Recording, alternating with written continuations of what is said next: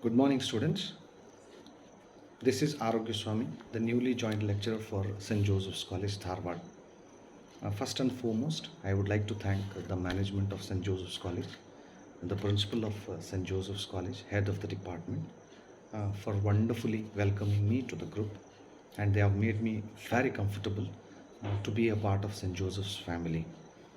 To speak a few words about myself, I am Arogya Swami Yekaradi.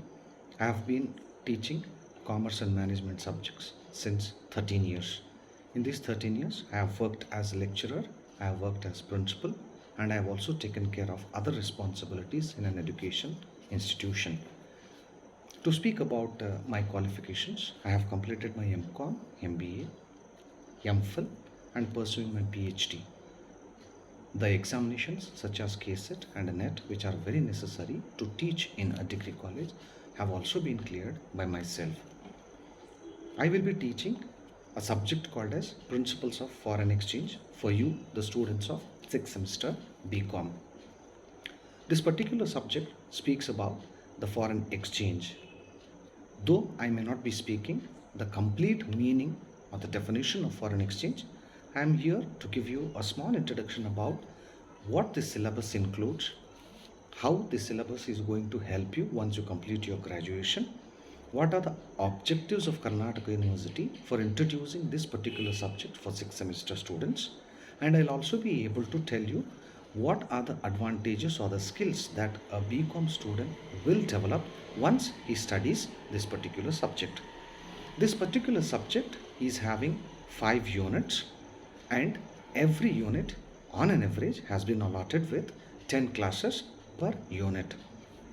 In the very first chapter, that is introduction chapter, in this chapter you will be able to know what is the meaning of a foreign exchange, how the foreign exchange transactions are done, what is foreign exchange market, and what is the area of width or expansion in which a foreign exchange market operates itself, and how the foreign exchange market operates itself, and how the elements of foreign exchange market are used and utilized.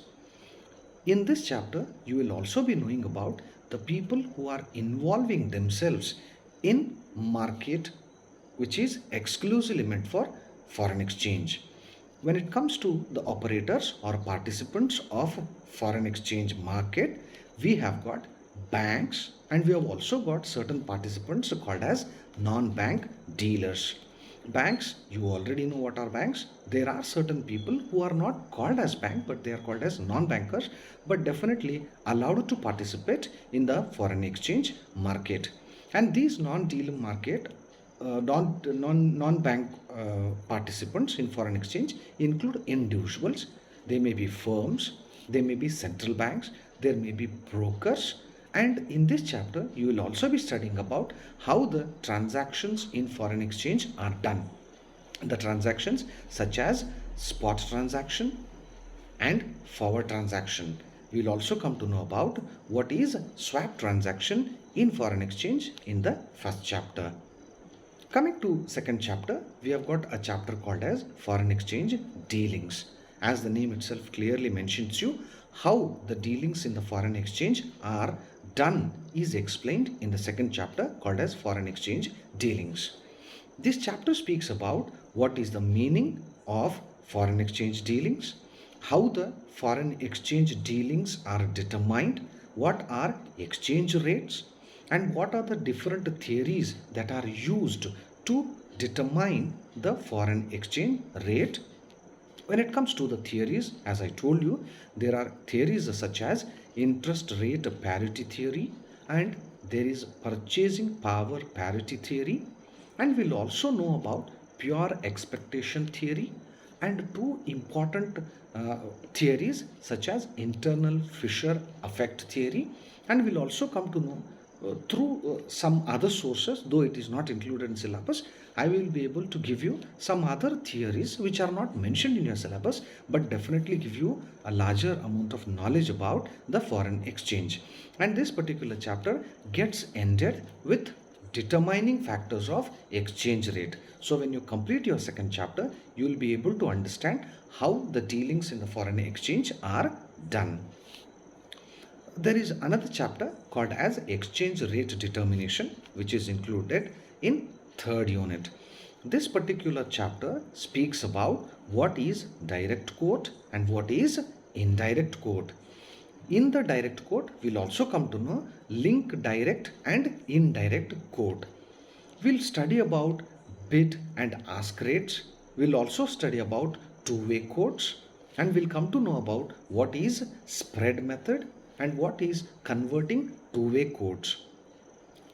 This chapter also includes the concepts such as cross rate and cross multiplication, and there are also methodologies called as spot rate and forward rate, and there is appreciation and depreciation.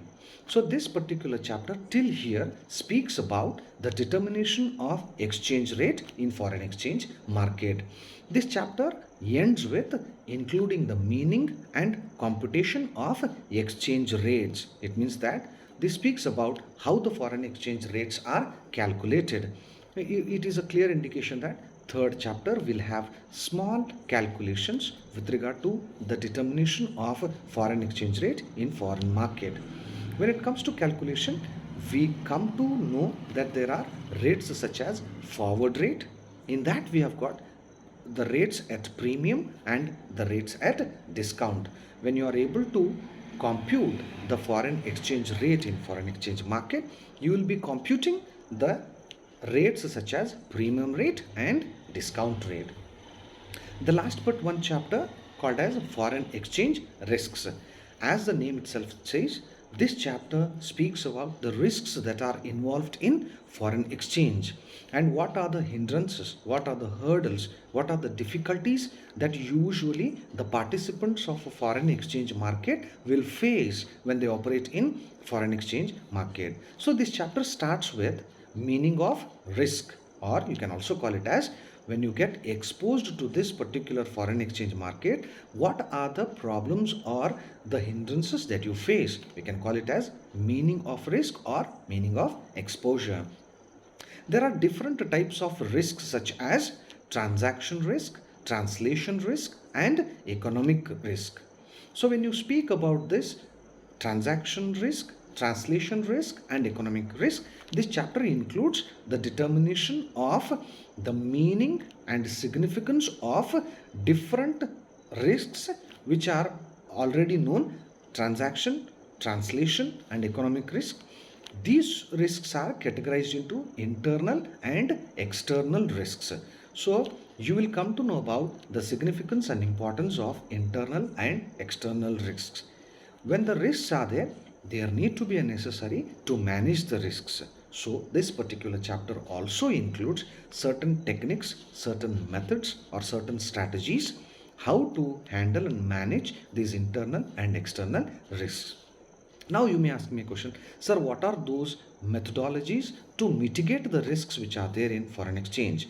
There are leading and lagging technique, there is invoicing technique, there is netting techniques. So when you study about leading, lagging, invoicing, and netting techniques, you will come to know about the meaning of these methodologies. You will also come to know the different types of leading, lagging, invoicing, and netting technologies of mitigating the foreign exchange. You will also study about re-invoicing, central and external forward contracts. You will come to know about currency futures. You will study about internal rate futures, currency options.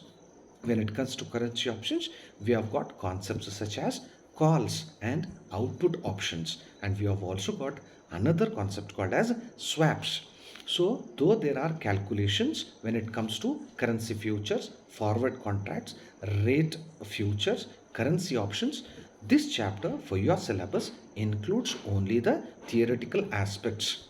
And coming to the last chapter called as evolution and structure of Indian forex market. So when I say forex, it means foreign exchange market.